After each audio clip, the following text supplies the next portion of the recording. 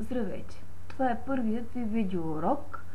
Предполагам, че се чува малко тихичко, значи или увеличете до максимална степен говорителите си, или пък тона на компютъра, а също и тона на медиаплеера, с който слушате и гледате това. Така, и все пак, каква е целта на този видеоурок?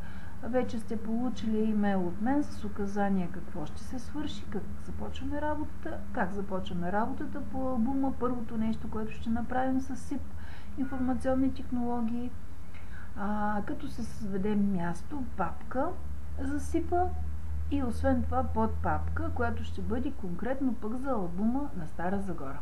Къде започваме? Огледайте десктопа и намерете икона My Computer или само компютър. Ако няма такава, значи шорткът не е бил изваден или просто е бил изтрит по погрешка.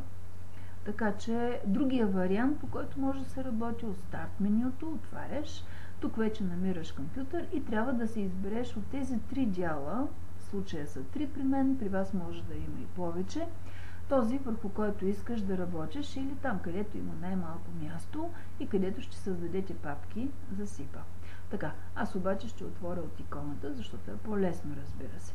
Отваря се в този изглед, който е по-специфичен за Windows XP или по-стари такива варианти на Windows. И сега, в C дял никога не работете, защото C дял е този дял, в който се инсталира операционната система. И ако се наложи преинсталиране на Windows, то за същия дял се изчиства тотално, напълно и се инсталира на ново Windows. Така че всичко качено там или запазено, съхранено в този дял изчезва и трябва наново да се създава. При мен има два други дяла, с които мога да разполагам. Това са D дял и E дял. И сега, естествено, че ще създам папка там, където е повече празното пространство или свободното пространство. Windows 7 ми предлага възможност това нещо да го направя, като го видя как изглежда на картинка, общо взето. Така че, ето как изглежда и сега вече по тези линейки, доколко са запълнени, аз вече мога да видя, че D дял е този, който е по-свободен. Точно там ще създам и папката. Два клика и вече съм създала, съм отворила самия този дял, D дял. Какво имаме тук? Имаме една папка с инсталирани допълнителни програми, имаме една нова папка, която е съвсем празна, очевидно, не ме трябва, и една папка, с която в момента няма да върша никаква работа. Как създаваме нова папка? Въпреки че Windows 7 ми дава една възможност директно от бутонче в менюто да създам нова папка, аз ще ви напомня стария, изпитания начин, този с който разполага абсолютно всеки.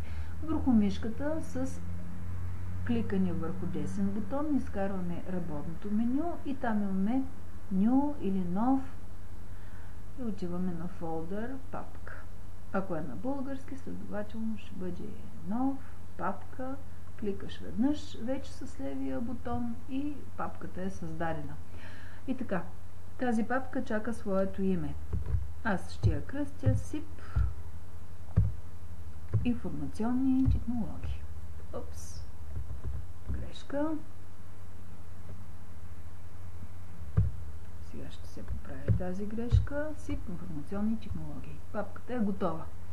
И така, но тъй като в SIP-а ние ще правим много други работи, не само албума за Стара Загора, то вътре отваряме, тя е празна и сега ще направя по същия начин една допълнителна папка или така наречените подпапки, която ще бъде конкретно за албума, предназначен да покаже какъв е нашия град.